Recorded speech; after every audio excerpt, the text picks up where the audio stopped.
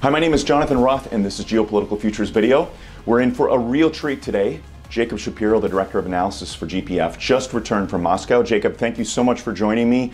You were at a country that, let's face it, in the United States, this is public enemy number one. And you had a chance to find out about what's really going on behind the scenes there. What did you find, Jacob, in Russia? Well, I spoke at two different conferences, Jonathan, and I would say that Russians, when it comes to foreign policy, are a little more pragmatic and a little more even-keeled. In the United States, personal politics tends to get more involved here, but most of the people that I was talking to were interested in why the U.S. was doing what it was doing and why there were conflicting signals from the U.S. And I tried to explain that when you get aside from Trump and you get aside from all the rhetoric, basically Russia and the United States basically see eye to eye in the Middle East. But just about everywhere else in the world, they have conflicting interests. So it didn't matter that Trump wanted to improve relations with Russia. It doesn't matter that Russia's looking to expand its influence back out to the Carpathians in Eastern Europe. Ultimately, when it comes to Eastern Europe and Asia, Russia don't see eye to eye. When it comes to the Middle East, there actually may be some shared interests there. And the toughest challenge for the two countries is to get over this Cold War mentality that two global powers are vying for dominance, and just to accept that we live in a world where the Cold War is over, the Soviet Union is no more, and the United States is the global power, and trying to figure out ways to deal with each other while also respecting each other's interests. So from your perspective then, did you find that Russian policymakers are actually confused about the intentions of the Americans? Yeah, I would say that Russians are confused. I think they invited an American along to some of their conferences precisely because they wanted some understanding, not just of the Trump administration, but of domestic U.S. politics in general. I was struck by both how fluidly and how knowledgeably people I spoke to there knew about the Roy Moore race in Alabama. I don't know that I could name an American off the top of my head who knows what's going on in regional elections in Russia, for example.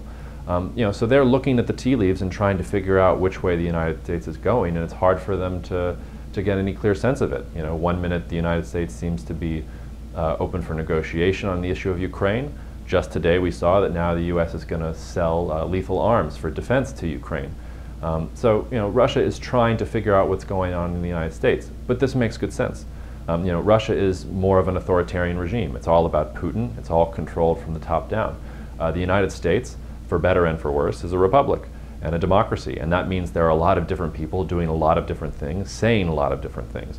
And this is why I think that you really have to push aside the politics and get rid of what people are saying and look at when it comes down to interest. The example I always use is, people have made a big deal about how Trump wanted to improve relations with Russia. Well, so did Barack Obama and so did George Bush.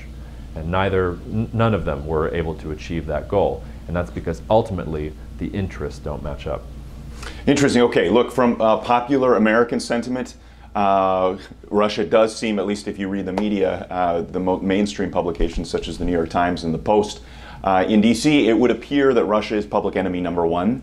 From the Russian perspective, you had a lot of private conversations. Is there a lot of wink, wink, nudge, nudge, we did a good job interfering in the election? Or are they confused saying, as Trump often does, I think he said it in one debate with Hillary Clinton, it could have been a 300 or 400 pound kid sitting in his bed messing around with the Democratic National Committee's computers. What did you find out about that issue?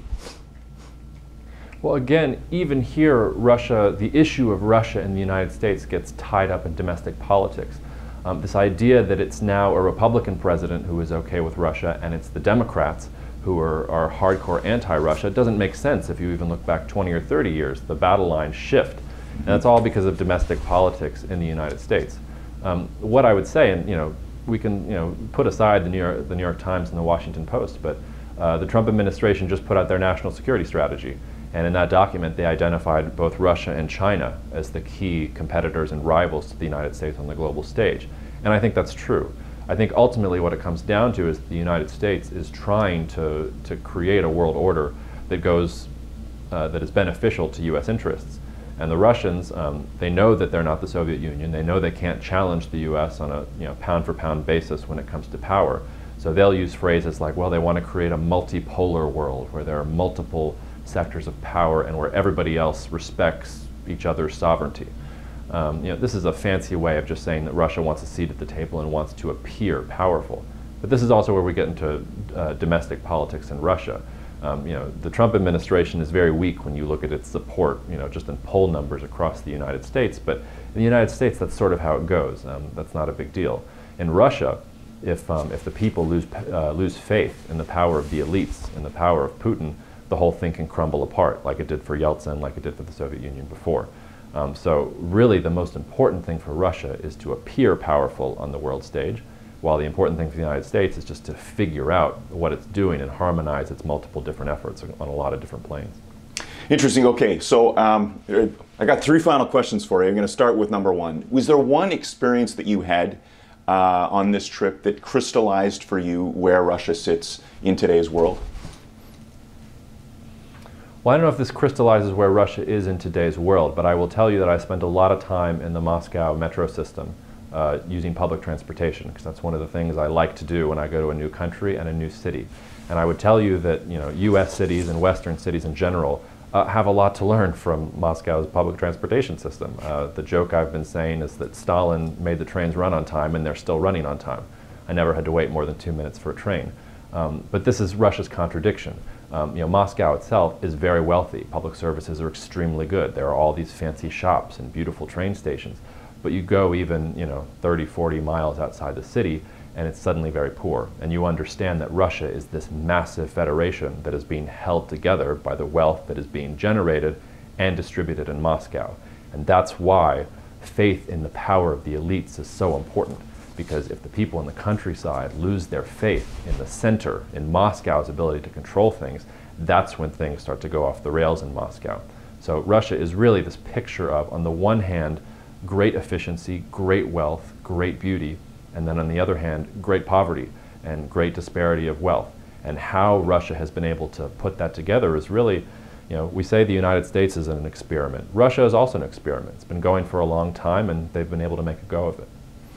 Interesting. Okay, so you say faith in the elites. Well, obviously the Russian population is going to have an opportunity to register their pleasure or displeasure with Putin coming up in March, or the presidential elections.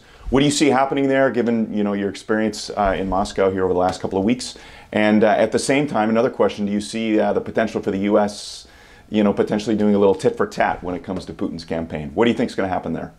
I think Putin will win with flying colors. I don't expect him to have any problems.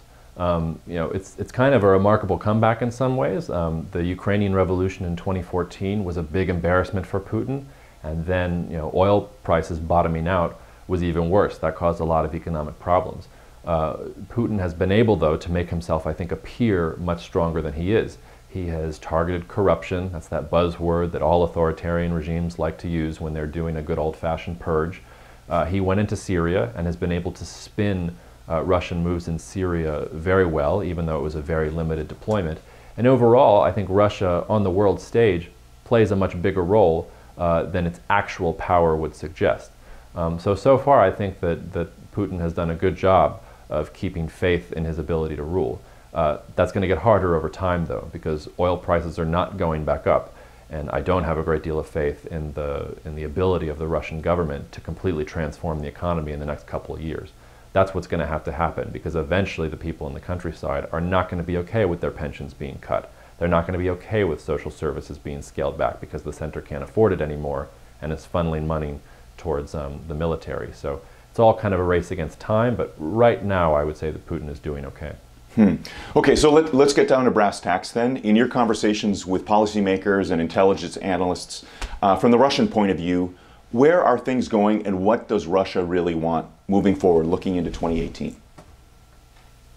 What Russia wants more than anything, like I said, this phrase was used multiple times while I was there. It's a multipolar world, which is to say they don't want power to reside in just one part of the world. Now, part of this is that Russia, if there's going to be one pole, which is the United States, Russia obviously conceives itself as another one of those poles. And even though Russia is having sort of limited cooperation with China and other countries, I think Russia still thinks of itself in that mode. Again, though, the important thing for Russia is to be thought of that way, is for the people to think of Russia as a mighty country that way. But overall, that's what Russia wants. Russia wants to appear powerful while expending a minimum amount of resources to do so. So that's why Syria was such an effective maneuver for Russia. They were able to commit a limited amount of air support to Bashar al-Assad's regime, but it worked because they were fighting ISIS, and ISIS had no fighters to fight back against Russian aircraft. I think this is why Russia is also dancing around and doing things in North Korea. I wouldn't go so far as to say propping up the North Korean regime, but definitely not working towards the solution that the US wants on the Korean Peninsula. So I think this is the type of future you can look for with Russia, looking for these small places around the world where it can annoy the United States and spin that into looking like Russia is very powerful. The hard thing for Russia is, if at any point the United States decides to push back. As I said, the U.S. decided just today to sell lethal weapons for defense to Ukraine. That's a big move for Russia. That's a major national security interest for Russia. Appearing powerful can be very dangerous when you don't have the bite to back up your bark.